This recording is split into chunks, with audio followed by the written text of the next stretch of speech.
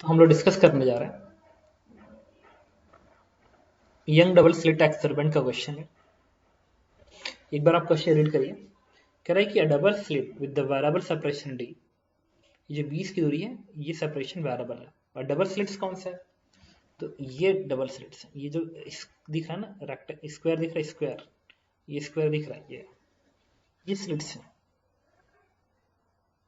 यहाँ का स्लिट्स है। इस वाले डायग्राम में कोई पीछे स्लिट्स, तो ये वाला स्लिट्स है यहाँ पे, और यहाँ का स्लिट्स है, ये स्लिट्स है। A double slit with the variable separation D is superimposed on the single slit at right angle to the double slits. ये एक सिंगल स्लिट है, इस पे डबल स्लिट्स ऐसे डाला गया है, और ये जो है ये स्लिट्स की तरह से काम कर रहा है। Leading to a 2 point source, देखते रहना, double slits leading to a 2 point source. 2 point source कौन? ये किया और ये किया। The double slit is rotate relative to the original direction. ये जो डबल स्लिट्स हैं इसको ऐसे रोटेट किया गया, इस तरीके से शेप हो गया। तो पॉइंट सोर्स का काम ये और ये करेंगे by an angle phi. Light of wavelength lambda is shine through the system. इस सिस्टम पे अगर वेवलेंथ लैम्डा की लाइट दिया जाए, द इंटरफेरेंस मैक्सिमा और observed on the screen at a distance r in a plane parallel to the plane slits. ये जो दोनों स्लिट्स है ना, इसका जो प्लेन है या प्लेन है, ये जो व्हाइट बोर्ड दिख रहा है, ठीक है, या कुछ ग्रीन बोर्ड दिख रहा है, ठीक है, ये लैपटॉप की स्क्रीन दिख रही है, उस स्क्रीन के पैरेलल एक स्क्रीन है कैपिटल आर दूरी पे। दो स्लिट्स है, इस दोनों स्लिट से कैपिटल आर दूरी पे एक पैरेलल प्लेन है। ओके, तो ये अब दो स्लिट्स बन गए, ठीक है। तो क्वेश्चन में कह रहा है कि the fringe on screen are straight line. इन दोनों में मतलब इधर से जब इसमें गया तो इस केस का जो फ्रिंज है क्या वो स्ट्रेट लाइन हुआ? The fringe on screen are parabolic in shape except the central bright fringe. The fringe width decreases as angle phi increases. The fringe pattern rotate as angle phi increases. देखो, इसके लिए पहले मैं आपको white board पे लेके चलूं। तो इसमें स्लिट्स बना लिया जाए, एक स्लिट से है और एक स्लिट से है, ये केस 1 का है और 20 की दूरी डी है। और दूसरा केस में स्लिट से है, स्लिट से है, और ये इस तरीके से है, ऐसे। रुको एक सेकेंड, इसको दिखा दो।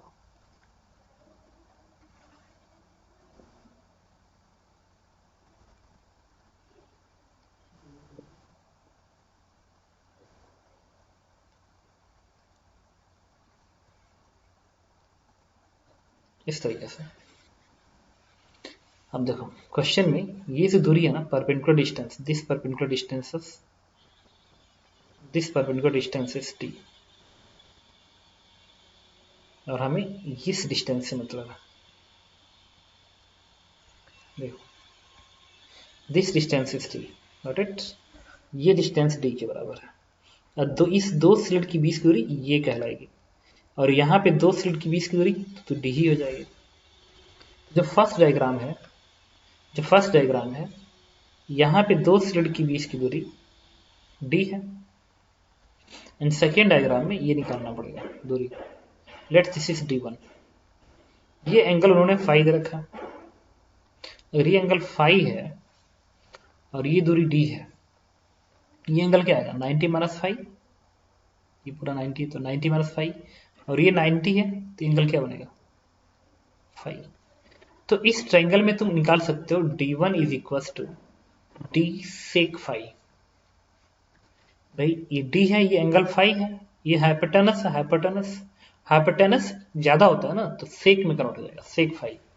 अब हम सोचते हैं, देखना, ये स्लिट्स दोनों स्लिट्स के पैरेलल स्क्रीन, यहाँ पे भी ये स्लिट्स और ये स्लिट्स दोनों स्लिट्स के पैरेलल स्क्रीन है।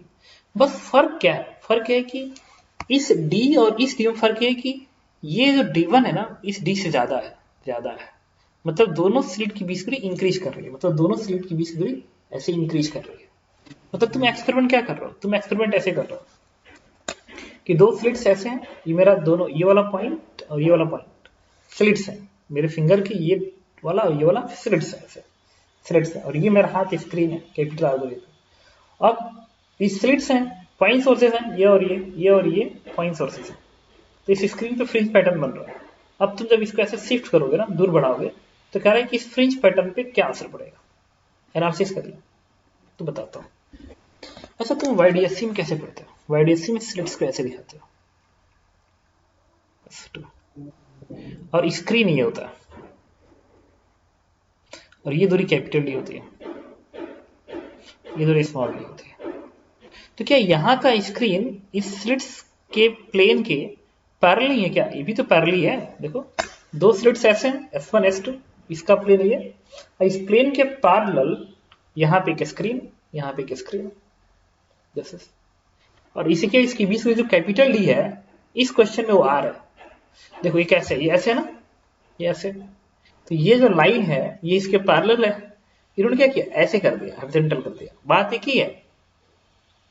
तो ऐसे ये वाला डॉट ऐसे ऐसे, ये लाइन और ये पैरेलल। चलो सोचते हैं। पहली बात हम बात करेंगे सबसे पहले फ्रिंज विड्थ की।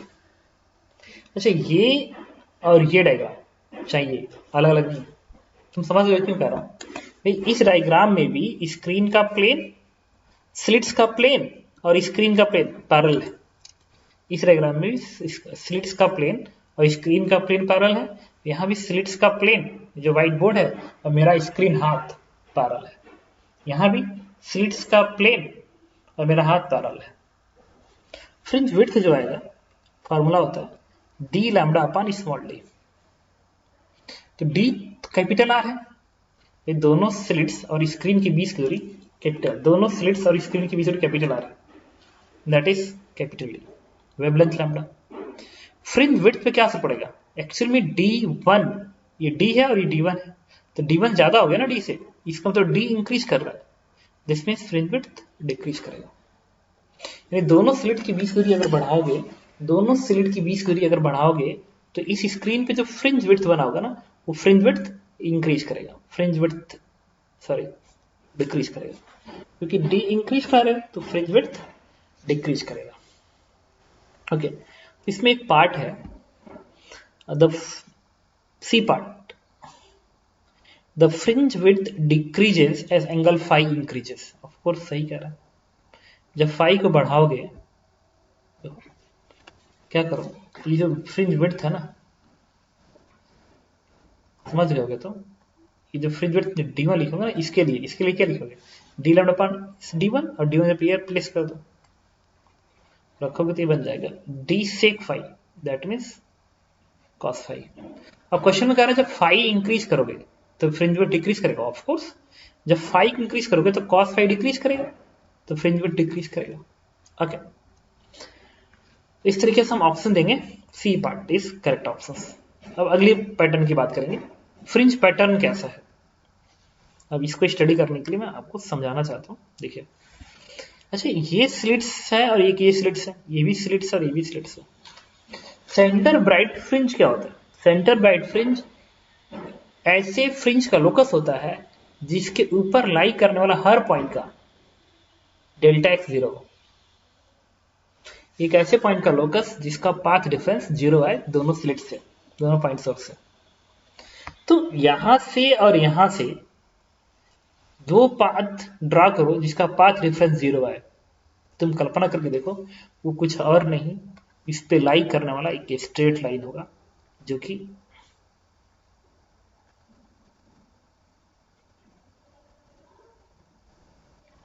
दोनों स्लिट्स के पैरेलल होगा। यहां पे भी वही होगा, दोनों स्लिट्स के parallel. This one is, this is the centre bright fringe, delta x 0, ये सेंटर ब्राइट फ्रिंज स्क्रीन पे, ये डॉट और ये डॉट स्लिट्स है, ये फिंगर, ये डॉट और ये डॉट स्लिट्स हैं। तो इन दोनों स्लिट्स के परपेंडिकुलर, एकदम बीच में परपेंडिकुलर जाओ, इस स्क्रीन पे एक लाइन ड्रॉ करो, उस लाइन से इन स्लिट से दूरी निकालो ऐसे। तो मान लो ये स्क्रीन पे पॉइंट होता, तो ये डिस्टेंस और ये डिस्टेंस इक्वल आता, delta x zero, delta x zero हो गया। ये पॉइंट्स इस पे लाई करो, किसी भी पॉइंट का देखो ये बराबर आएगा। इसका मतलब ये हो गया कि अगर मैं स्क्रीन पे बात करूं, स्क्रीन पे, तो स्क्रीन पे सेंट्रल ब्राइट फ्रिंज तुम्हें कैसे दिखना चाहिए? एग्जैक्टली स्ट्रेट लाइन दिखेगा, एग्जैक्टली स्ट्रेट लाइन दिखेगा। This is the central bright fringe. Screen पे central bright fringe straight line बनेगा, यहां पर भी एकदम centre bright fringe straight line बनेगा। अच्छा बताओ, दोनों फ्रिंज के बीच की दूरी अगर चेंज करते, वैसे बढ़ाते, तो क्या सेंट्रल का पोजीशन चेंज होता? नहीं चेंज होता, क्योंकि ये दूरी और फिर ये दूरी इक्वल आती, तो सेंटर ब्राइट फ्रिंज अपनी ही पोजीशन पे एकदम फिक्स रहता, कोई चेंज नहीं होता। ओके, तो centre bright fringe will be straight line. अब अदर फ्रिंजेस की बात करनी। अदर फ्रिंजेस क्या होगा? अदर फ्रिंज क्या होगा? अगर मैं पूछूं कि फर्स्ट ब्राइट फ्रिंज, तो फर्स्ट ब्राइट फ्रिंज क्या होगा कि इस सोर्स S1 और सोर्स S2 से हम एक ऐसा पॉइंट का लोकस चेक करें जिसमें अगर ये पॉइंट P है, तो फर्स्ट के लिए S1P minus S2P that must be n lambda, n की value 1 for first bright fringe. मतलब स्क्रीन पे एक ऐसे पॉइंट का लोकस जिसका दो फिक्स पॉइंट से डिस्टेंस, फिक्स पॉइंट है S1 S2 फिक्स पॉइंट है इस केस का, तो इस पाथ और इस पाथ का change difference lambda is constant. तो स्क्रीन पे ऐसे पॉइंट का लोकस जिसका दो फिक्स पॉइंट से दूरी का डिफरेंस कांस्टेंट रहे, ये लोकस क्या होगा? स्क्रीन पे हाइपरबोला बनता है, इस स्क्रीन पे हाइपरबोला बनेगा, ठीक है। और 3D में क्या बनेगा? हाइपरबोलाइड बनता है, तो this will be the hyperbola. तो अगर ये S1 है, S2 है, तो स्क्रीन पे, इस स्क्रीन पे हाइपरबोला कैसे बनेगा? हाइपरबोला, तो ये स्ट्रेट लाइन है, सेंटर ब्राइट फ्रिंज, हाइपरबोला ऐसे निकलेगा, ऐसे। इधर भी सिमिलर ऐसे बनेगा हाइपरबोला। जितने भी हाइपरबोला बनेंगे, मैं तुम्हें रिपीट कर रहा हूं, S1 S2 किसका रोल प्ले करेगा? फोकस का रोल प्ले करेगा S1 S2। तो कायदे से फ्रिंज पैटर्न स्क्रीन पे जो नजर आएगा ना, मैं तुम्हें बताता हूं स्क्रीन पे क्या नजर आएगा। स्क्रीन पे जो नजर आएगा, मैं इसको हटा दूं यहां से, एक सही डायग्राम बनाने की कोशिश करता हूं। देखिए, एक बड़ा सा डायग्राम बनाऊं ताकि आपको बातें समझ में आए।